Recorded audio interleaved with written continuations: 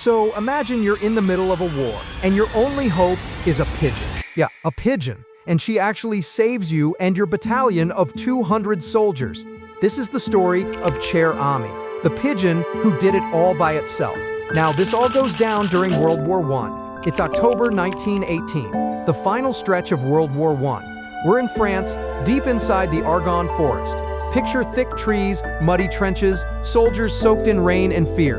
Total chaos. Now, the U.S. Army's 77th Infantry Division, that's about 500 soldiers, is given orders to move forward and take ground. So they head out deeper into enemy territory. But something doesn't go as planned.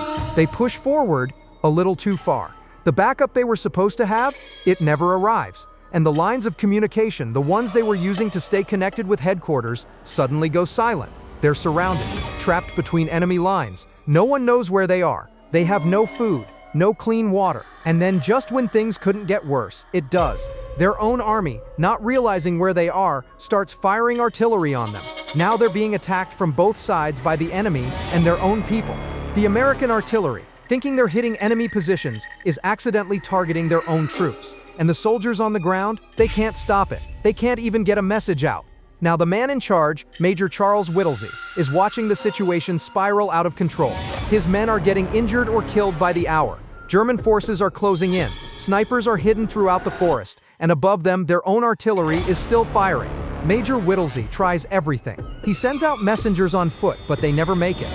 They're either captured or killed before they can deliver a word. So he turns to the only method left, homing pigeons. They've got a few left, trained to fly messages back to headquarters. He sends one out, doesn't make it, sends another, same thing, and now there's only one pigeon left, just one chance. So now, the only bird left is a small black and white pigeon named Cher, which if you translate it from French, literally means dear friend. It's a sweet name, but this situation, anything but sweet.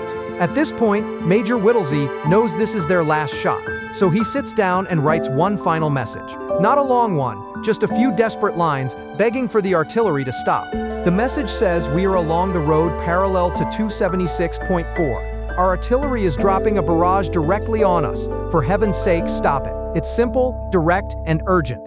Basically, he's saying, you're f***ing us. Please stop before everyone here is gone. They carefully roll the paper up and place it inside a tiny canister, the kind that attaches to a pigeon's leg. Then they fasten the container to Cher, steady her and release her into the air. And what happens next is almost impossible to believe. Cher takes off into the air, wings flapping, message secured, flying straight toward American lines. But within seconds of leaving the ground, she's hit. Enemy soldiers spot her almost immediately and open fire. A bullet tears through her chest. One of her legs is severely injured, barely hanging on. Even one of her wings is damaged. Most birds wouldn't have made it past that first shot, but somehow she keeps going. This tiny pigeon, barely the weight of a soda can, pushes through the pain and keeps flying. She's not just flying blind either. She's flying through smoke, through open fire, through a literal battlefield, over forests, trenches, and active gunfire. She covers nearly 25 miles in just 25 minutes.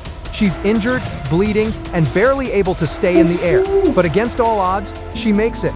Cher didn't just reach the American headquarters. She crash-landed there, wounded, exhausted, and barely conscious. She hit the ground hard. She had lost one leg. She was bleeding from her chest. One of her eyes was badly damaged. But she had made it. The soldiers immediately rushed to her. They didn't waste a second. They opened the small canister strapped to her leg, pulled out the message, and read it. And just like that, the artillery stopped. The American troops realized they had been firing on their own men, and thanks to that message, they were able to correct their aim just in time. Because of Cher, 194 soldiers survived. It's hard to believe, but it really happened. A pigeon had just done what trained soldiers, messengers, and all their equipment couldn't. And here's what's even more incredible. Even after all that, the flight, the injuries, the crash, Cher didn't give up. She was still alive. And from that moment on, the soldiers didn't just treat her like a messenger bird. They treated her like a true hero. They even made her a tiny wooden leg to replace the one she lost, a small gesture for a bird who had done something extraordinary. After Cher crash landing, the Army's medical team treated her like she was one of their own.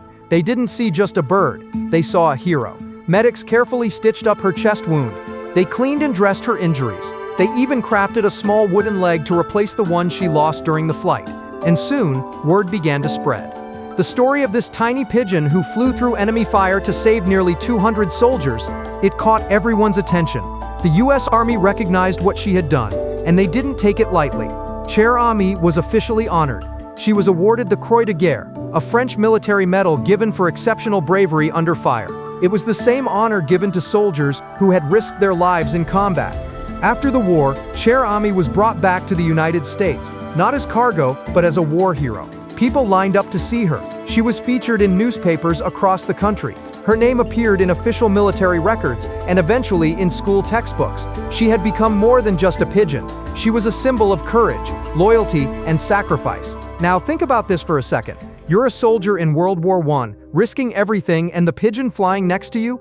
She's the one who becomes famous. It's kind of ironic, but honestly, after what Cher did, it makes sense. So what happened to her after the war? Sadly, about a year later, Cher passed away from complications caused by her injuries. That flight through enemy fire had taken a serious toll on her little body. That chest wound, it had damaged muscle and bone. Her leg was gone, replaced with a tiny carved wooden piece. Her eyesight was affected too. She'd lost vision in one eye. And even though she was stable for a while, those injuries were just too severe. She passed away on June 13, 1919, less than a year after her historic flight. Most accounts say it was due to multiple complications, internal trauma, infection, and damage from the original wounds. She didn't die in battle, but she died because of battle, and when that happened, she wasn't forgotten. But even in death, she was treated with honor. They didn't just bury her somewhere in the woods. They chose to preserve her through taxidermy, so that future generations could remember what she did. And today, you can still see her. She's on display at the Smithsonian Museum in Washington, D.C. Subscribe for War Heroes, and remember, we post twice a week, Sunday and Wednesday.